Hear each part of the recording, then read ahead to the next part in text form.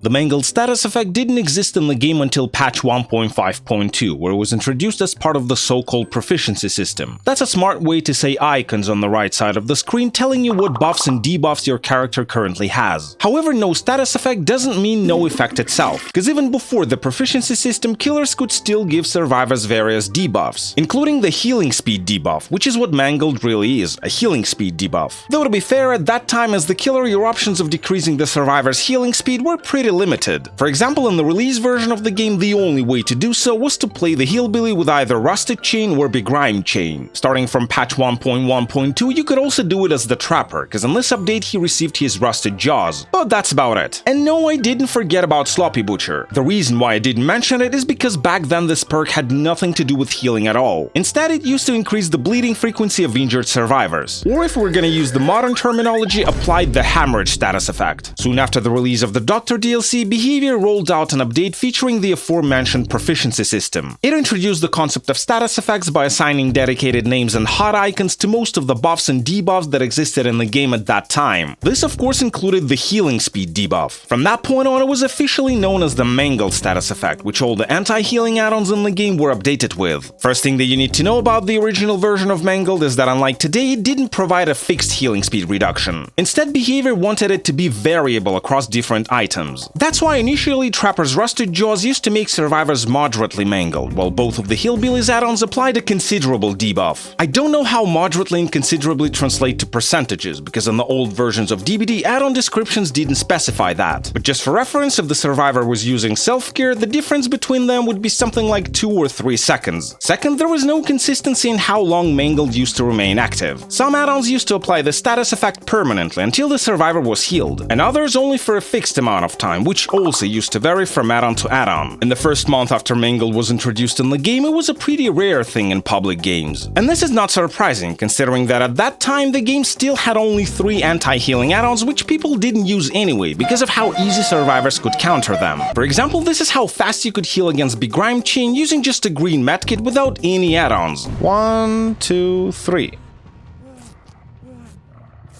was a little bit desynced, but yeah, I think it'll... Fast. It'll do. Fast? How fast? Yeah. Where? 13, 14, 15, 16... Well, it was about 16 seconds minus the, the desynced start. That's basically like 16 seconds is how fast the base kit healing in the new version is, right?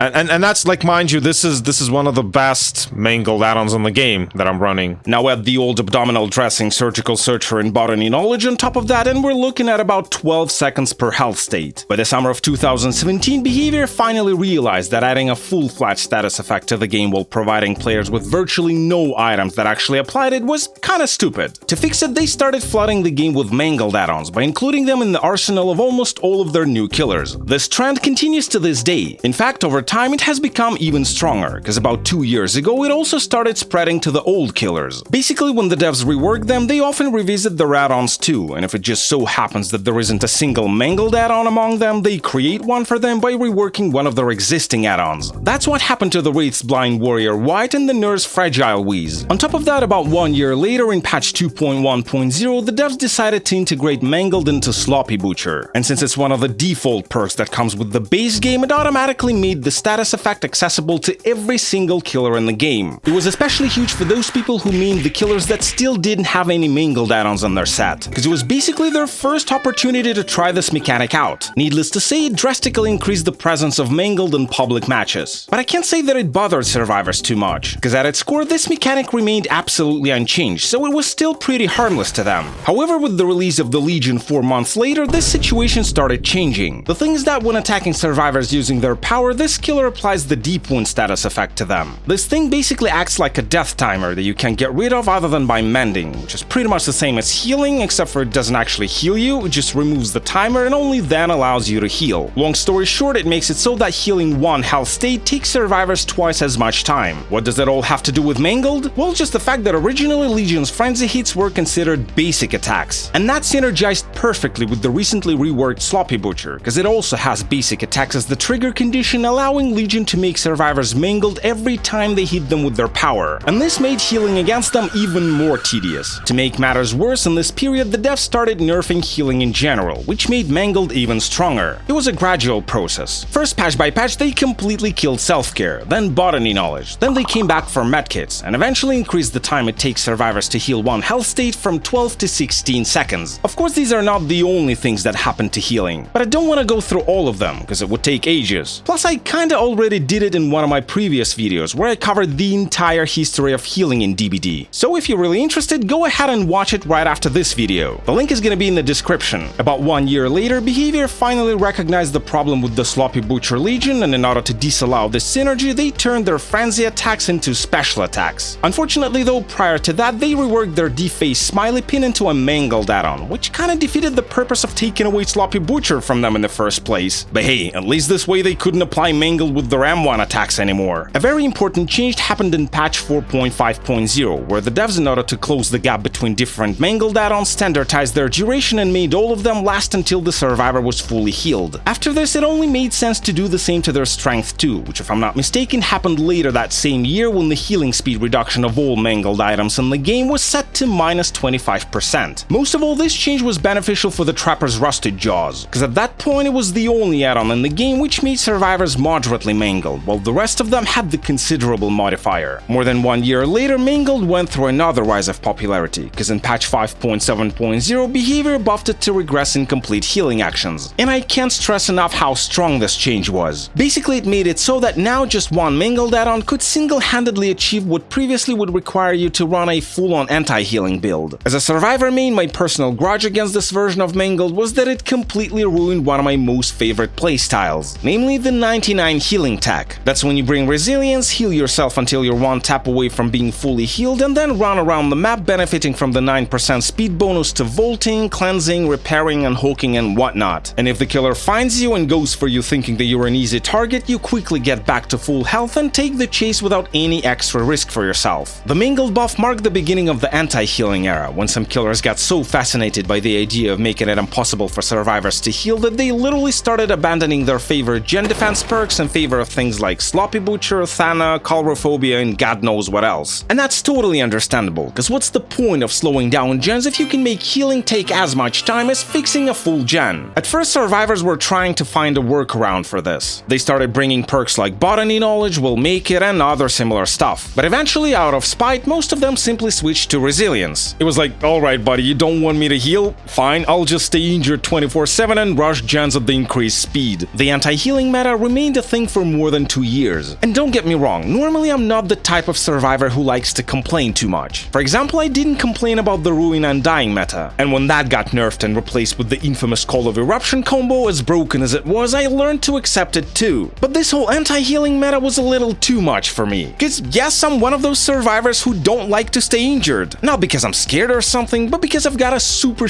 connection and I absolutely need this one extra health state to be able to compensate for all those hits through pallets and windows that I get on the regular basis. Look how I'm not gonna be able to... Show.